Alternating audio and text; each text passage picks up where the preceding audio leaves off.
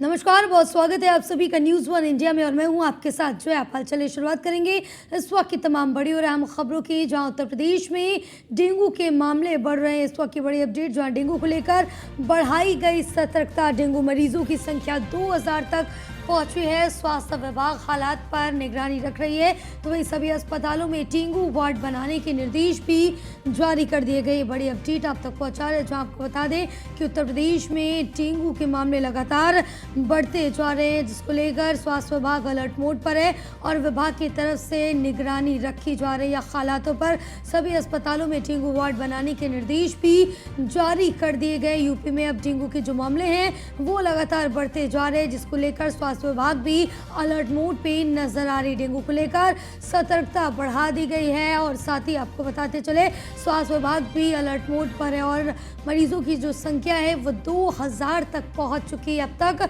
तो वहीं स्वास्थ्य विभाग हालात पर निगरानी बनाए हुए है। ये बड़ी अपडेट आप तक पहुंचा रहे, जो आपको बताते चले कि अब उत्तर प्रदेश में डेंगू के मामले बढ़ते जा रहे हैं। करीब 2000 के पार पहुंच चुके हैं ये मामले। साथ ही स्वास्थ्य विभाग की तरफ से भी सतर्कता बढ़ती जा रही है, अलर्ट मोड पर है स्वास्थ्य विभाग। सभी यहाँ पर कदमों पर निगरानी बढ़ती जा रही है और सतर्कता बढ़ा दी गई है।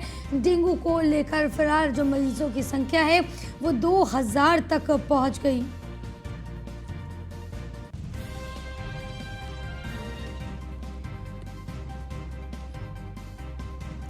हमारे साथ हमारे सहयोगी संदीप मिश्रा लाइव बने हुए हैं। संदीप, अब जिस तरह से देखें कि उत्तर प्रदेश में जो डेंगू के मामले हैं वो लगातार बढ़ते जा रहे हैं, इसको लेकर स्वास्थ्य प्रशासन की तरफ से क्या कुछ सावधानियां बरती जा रही, क्या सतर्कता अपनाई जा रही है? देखिए, बिल्कुल निश्चित तौर पे जिस तरीके से डेंगू के मरीज लगातार दिन प्रतिदिन बढ़ते चले जा रहे हैं, उनकी संख्या जो है वो बढ़ती चली जा रही है। साथ ही साथ में अगर बात करें अस्पतालों में बेड सीटों को बढ़ा दिया गया है, उन बेडों को बढ़ा दिया गया है। इसके साथ जो है कि डेंगू के उपचार के लिए अलग से बेड बनाए गए हैं, अलग से करने के लिए जगह छिड़काव किए जा रहे हैं। साथ ही साथ में जो हॉस्पिटल के आसपास के जो एरिया है जहाँ पे गंदगी का थोड़ा अंबार रहता है, वहाँ पर भी छिड़काव किए जा रहे हैं, जिससे कि मच्छरों का उत्पन्न ना हो पाए। यानी कि साफ है, डेंगू की सुरक्षा को लेकर के लगातार जो गाइडलाइन जारी की गई है, उस गाइडलाइन के तहत जो अस्पतालों को निर्देशित किया गया है कि आप लोग सतर्कता बरतें। इसके साथ ही साथ में अलग से वार्ड बनाएं, डेंगू वार्ड अलग से बनाया गया। हर एक लखनऊ के अंदर अगर बात करें, चाहे सिविल हॉस्पिटल हो, चाहे लोहिया हॉस्पिटल हो, या बलरामपुर हॉस्पिटल हो, या केजीएमयू हो, या फिर पीजीआई हो, इन सभी बड़े हॉस्पिटलों की अगर हम बात करते हैं तो यहाँ पे अलग 30-30 बेडों का एक अलग जो है डेंगू का वार्ड बनाया गया है। उसी वार्ड में सारे मरीजों को रखे जा रहे हैं। यानी कि उत्तर प्रदेश को किसी प्रकार से डेंगू की बड़ी समस्या होती है तो कहीं उनको यहाँ पे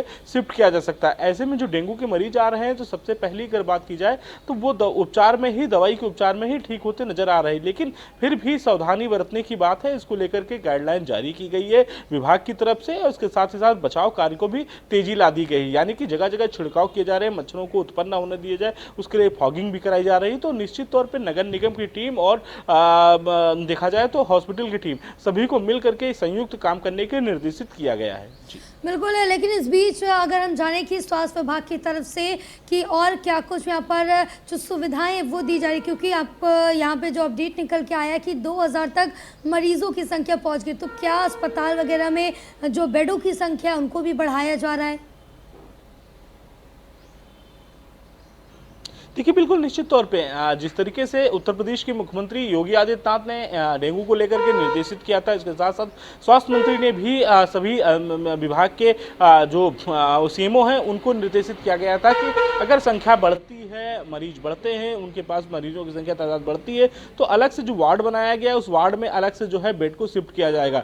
इसके साथ अगर बात की जाए तो वार्ड को लेकर के जो पहले से निर्देशित किया जा चुका है, क्योंकि बलरामपुर हॉस्पिटल हो या लोहिया हॉस्पिटल हो या सिविल हॉस्पिटल हो, हर हॉस्पिटल में एक अलग से टीम बनाई गई है जो निगरानी 24 घंटे करते नजर आएंगे। यानी कि साफ है कि जिस तरीके से डेंगू की रोकथाम को लेकर के लगातार जो है विभाग जो है एक्टिव हो चुका है, चाहे हम स्वास्थ्य विभाग की बात कर ले या फिर हम नगर निगम की बात कर ले, तो नगर निगम को भी पूरी तरीके से सख्त निर्देशित किया गया है कि छिड़काव कराएं, आसपास गंदगी का अंबार जहां भी है वहां तत्काल प्रभाव से अपनी टीम भेज करके उसकी निगरानी कराएं। तो ऐसे में जो टीमें हैं उनको अलर्ट मोड पे रखा गया है और जो जहां पे भी डेंगू के मरीज को बढ़ते नजर आ रहे हैं, जिस जिले में मरीज बढ़ रहे हैं, वहां पे अतिरिक्त बेड लगाने की भी बात की गई है। जी बिल्कुल क्योंकि अब जिस तरह से देखिए कि अब लगातार मरीजों की जो संख्या है वो बढ़ रही है, इसको लेकर आम लोगों तक, जनता तक क्या कुछ जागरूकता फैलाई जा रही है जिससे वो जागरूक रहें, तमाम जो गंदगी है उनसे बचाव करें?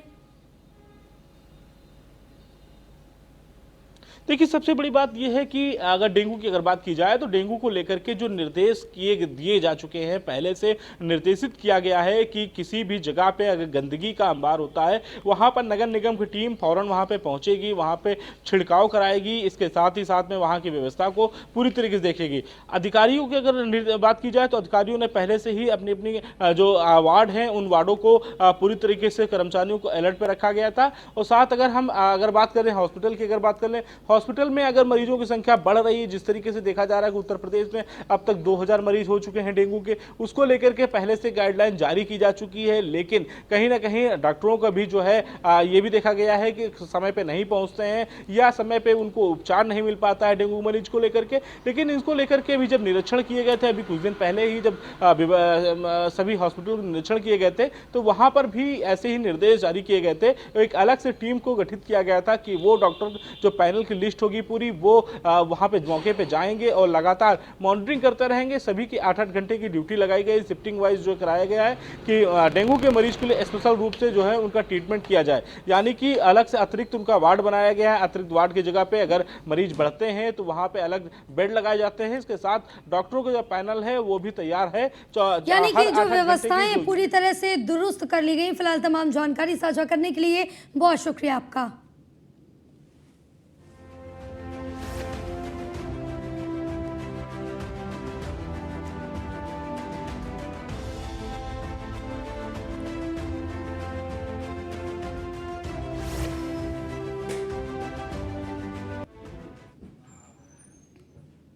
चलिए आगे बढ़ेंगे। जहां योगी सरकार महिलाओं की सुरक्षा और सशक्तिकरण को लेकर सजग है और यूपी के 17 महानगरों में इसी के मद्देनजर सेफ सिटी परियोजना चलाई जा रही है। गाजियाबाद में पुलिस कमिश्नर अजय मिश्रा की अगुवाई में तेजी से इस पर काम चल रहा है। रविवार को केंद्रीय मंत्री general V K Singh pink booth पर और पिंक मोबाइल का शुभारंभ करेंगे। आइए सेफ सिटी परियोजना और गाजियाबाद में इसको लेकर हो रहे कार्य को लेकर एक रिपोर्ट दिखाते हैं आपको।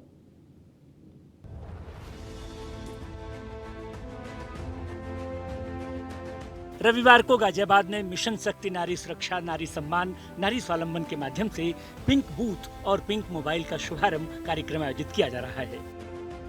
इस कार्यक्रम में केंद्रीय मंत्री जनरल डॉक्टर वीके सिंह बतौर मुख्य अतिथि शामिल होंगे। गाजियाबाद के पुलिस कमिश्नर अजय कुमार मिश्रा की अगुवाई में तेजी से सेफ सिटी परियोजना पर काम चल रहा है। दरअसल महिला एवं बाल विकास मंत्रालय भारत सरकार की ओर से देश के 8 महानगरों, जिसमें यूपी का लखनऊ महानगर भी शामिल है, में सेफ सिटी परियोजना कार्यान्वित की गई है। सेफ सिटी परियोजना का उद्देश्य महिलाओं को उनके कार्यस्थलों एवं सार्वजनिक स्थान पर सुरक्षित और सुविधाजनक वातावरण उपलब्ध कराना है। सेफ सिटी परियोजना के तहत ही यूपी के 17 महानगरों में कार्यान्वित किए जाने का निर्णय लिया गया है, जिसमें गाजियाबाद महानगरीय क्षेत्र भी शामिल है। जाहिर है गाजियाबाद के पुलिस कमिश्नर की अगुवाई में तेजी से काम चल रहा है। सेफ सिटी परियोजना के अंतर्गत आइए जानते हैं कि क्या क्या सुविधाएं दी जाएंगी। सेफ सिटी परियोजना में क्या क्या हैं सुविधाएं? पिंक पुलिस स्थापित कर उस पर महिला पुलिसकर्मियों एवं महिला स्वयं सेवियों की तैनाती करना। Pink mobile, scooty, pink toilet, baby feeding centre, dark spot का चयन कर स्ट्रीट लैंप की व्यवस्था करना। सार्वजनिक परिवहन के वाहनों में पैनिक बटन लगवाना। महिला विद्यालयों में सीसीटीवी लगवाना। मिशन शक्ति के अंतर्गत महिला पुलिसकर्मियों द्वारा महिलाओं को सहायता सुरक्षा प्रदान करना। सार्वजनिक स्थानों पर लगवाए गए कैमरों को इंटीग्रेटेड कमांड कंट्रोल सेंटर से जोड़ना है। महिलाओं, बच्चों, दिव्यांग बच्चों को कानूनी शिक्षा उपलब्ध कराना। बच्चों को सेल्फ डिफेंस की ट्रेनिंग देना। बुजुर्गों को यूपी 112 सवेरा प्रोजेक्ट से जोड़ना। आशा ज्योति केंद्र, वन स्टॉप सेंटर की स्थापना करना। 1090 वुमन पावर लाइन के बारे में जागरूकता फैलाना।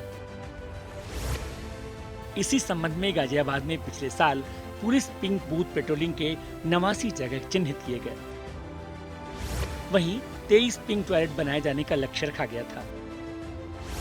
आपको बता दें, गाजियाबाद में गाजियाबाद पुलिस द्वारा 30 अगस्त 2023 तक 5,684 कैमरे लगाए जा चुके हैं, जो लक्ष्य से 12 गुना अधिक है। वहीं पिंक पुलिस बूथ स्थापित करने की दिशा में पहले चरण में गाजियाबाद के 20 थानों के अंतर्गत 20 अलग स्थानों पर पिंक पुलिस बूथ बनना है। यहाँ 20 पिंक मोबाइल महिला पुलिसकर्मियों द्वारा संचालित होगी। इसका उद्घाटन केंद्रीय मंत्री जनरल वीके सिंह रविवार को करेंगे। जाहिर है, महिला सशक्तिकरण को लेकर यूपी सरकार का पूरा फोकस है, जिसकी हकीकत धरातल पर भी देखने को मिल रही है, जिसमें गाजियाबाद के पुलिस कमिश्नर अजय कुमार मिश्रा की बड़ी भूमिका है। Bureau report, news 1 India. आगे बढ़ेंगे लखनऊ से बड़ी अपडेट, जहां उप मुख्यमंत्री ब्रजेश पाठक का बयान सामने आया। सपा प्रत्याशी के लोग धमकी दे रहे हैं, ब्रजेश पाठक ने कहा, और चौकी इंचार्ज को धमकाया। सीएम ब्रजेश पाठक, आपको बता दें कि डिप्टी सीएम ब्रजेश पाठक की तरफ से बताया गया, जहां सपा गुंडई अराजकता पर उतर आई है। ब्रजेश पाठक ने कहा, साथ ही निर्वाचन आयोग से हम आज शिकायत करेंगे, चुनाव को प्रभावित कर सकती है समाजवादी पार्टी। ये उत्तर प्रदेश के उप मुख्यमंत्री ब्रजेश पाठक ने कहा है। साथ ही उनकी तरफ से कहा गया, सपा के डीएनए में ही अराजकता है, सपा किसी भी समय हिंसा करा सकती है। कोपागंज थाने में सिपाही ने एफआईआर दर्ज कराई है, तो वहीं ऑडियो भी मिला है जिसमें पुलिस को धमकाया जा रहा है। तो इस वक्त की बड़ी खबर आप तक पहुंचा रहे हैं, जहां उत्तर प्रदेश के उप मुख्यमंत्री की तरफ से एक बड़ा बयान सामने आया, और इस बयान में उन्होंने सपा को आड़े हाथों लिया और सपा के ऊपर निशाना साधा है। साथ ही उनकी तरफ से कहा है कि सपा प्रत्याशी के जो लोग हैं वो धमकी दे रहे हैं। उनकी तरफ से कहा गया कि चौकी इंचार्ज को धमकाया गया, साथ ही सपा गुंडई पर उतर आई है। तो वहीं निर्वाचन आयोग से हम आज शिकायत करेंगे, ये ब्रजेश पाठक ने बताया। साथ ही कहा कि चुनाव को प्रभावित कर सकती है समाजवादी पार्टी।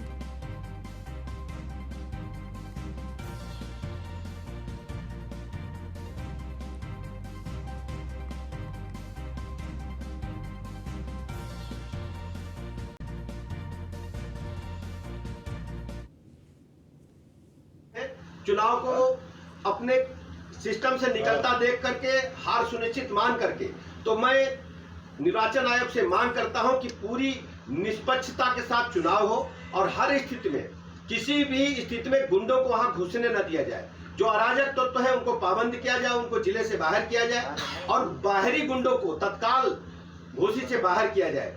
ये जो पहले हम लोग बात अपने कई बार इस बात को हमने दोहराया है कि समाजवादी पार्टी के डीएनए में अराजकता है, गुंडई है, माफियागिरी है। और इस ऑडियो के माध्यम से, एक ऑडियो भी मुझे मिला है, एफआईआर की कॉपी भी मैं आपको देने वाला हूं। ऑडियो में साफ साफ दिख रहा है कि जो ब्लॉक प्रमुख हैं समाजवादी पार्टी के और जो सुधाकर सिंह प्रत्याशी हैं उनके बेटे हैं, उन्होंने किस ढंग से पुलिस प्रशासन को धमकाने का काम किया है। इसमें सुसंगत धाराओं में एफआईआर दर्ज कर दी गई है। और हम आपसे मीडिया के माध्यम से अपील करते हैं कि निर्वाचन आयोग में हम शिकायत दर्ज कराएंगे। हमारे भारतीय जनता पार्टी के पदाधिकारी जाकर के अभी एक प्रार्थना पत्र निर्वाचन आयोग में देने वाले हैं। पूरे प्रकरण की गंभीरता से जांच हो और कड़ी से कड़ी कार्रवाई हो, गुंडे माफियाओं को चुनाव से दूर रखा जाए। और प्रदेश की जनता भी आज समझ ले कि समाजवादी पार्टी जब अपना चुनाव हारता हुआ सुनिश्चित मान रही है, तो किसी भी अराजकता पर ये उतर सकते हैं, गुंडाई कर सकते हैं, वायलेंस कर सकते हैं, बूथ लूट सकते हैं। इनका लोकतंत्र में कोई भरोसा नहीं है, गुंडाई अराजकता इनके डीएनए में है। इसलिए मैं निर्वाचन आयोग से अपील करता हूं कि गुंडे माफियाओं पर कड़ी कार्रवाई होनी चाहिए और ऐसे गुंडे माफियाओं को तत्काल घोषित से कुछ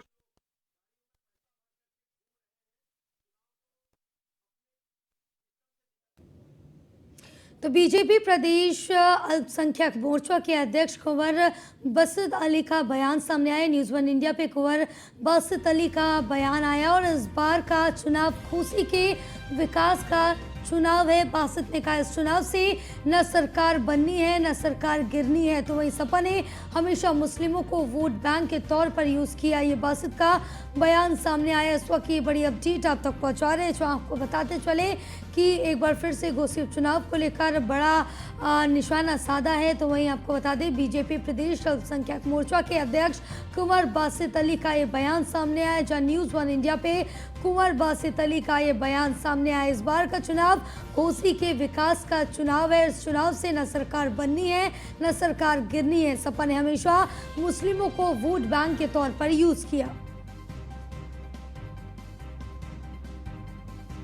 प्रदेश के घोसी के रण का प्रचार आज शाम 5 बजे से थम जाएगा, जिसको लेके लगातार विपक्ष हो चाहे सत्ता पक्ष हो अपनी अपनी रणनीति बना रही है। पर सबसे ज्यादा अगर आप देखा जाएगा तो समाजवादी पार्टी का जो सबसे मजबूत स्तंभ माना जाता है MY फैक्टर, मुस्लिम और यादव बहुल क्षेत्र में किस तरीके से रणनीति है, किस तरीके से 75,000 वाली मुस्लिम जो आबादी है उसको रण को भेजने के लिए किस तरह की रणनीति बनाई गई। इसके साथ हमारे साथ बहुत करने के लिए मौजूद है खुद अल्पसंख्यक प्रदेश मोर्चा के अध्यक्ष बासित अली जी। बासित भाई, लगातार आप इस रण में लगे हुए हैं, 75,000 मुस्लिम यहाँ से आते हैं, पूरा टारगेट बताया जा रहा है कि समाजवादी पार्टी कहती है कि पूरे 75,000 के 75,000 वोट उनको पड़ेंगे। समाजवादी पार्टी को पढ़ते थे, लेकिन अब जैसा आपने बताया MY फैक्टर का मतलब मोदी योगी फैक्टर भी है। और जो लाभार्थी हैं बड़ी तादाद में, जो काम हुए हैं, जो शिक्षा में काम हुए, चिकित्सा में काम हुए हैं, जो गरीबों को छत मिली है, राशन मिला है, लाभार्थी बने हैं, उनके साथ कोई भेदभाव नहीं हुआ। आप देखिएगा इस चुनाव के अंदर जो समाजवादी पार्टी की भूल है कि वो सब एक साथ गिन लेते हैं कि 75,000 मुसलमान हमारे। अब ऐसा नहीं है, भारतीय जनता पार्टी जीत रही है और यही एक बड़ा फैक्टर है कि अब भारतीय जनता पार्टी के लिए बिरादरियों को गिनना अब मजबूरी नहीं है, क्योंकि बिरादरियां सभी, जब हम कहते हैं सबका साथ और सबका विकास और सबका विश्वास, तो सबका विश्वास भारतीय जनता पार्टी के साथ जुड़ा है। और ये विश्वास जो इनके आंकड़े उनको फेल करके लगातार भारतीय जनता पार्टी जीत रही, क्योंकि ये बिरादरियों को तोड़ मरोड़ करके और अपने वोट बैंक के रूप में प्रस्तुत करते हैं। लेकिन भारतीय जनता पार्टी 80% की और 100% की भागीदारी तक जाएगी। अभी हम इनसे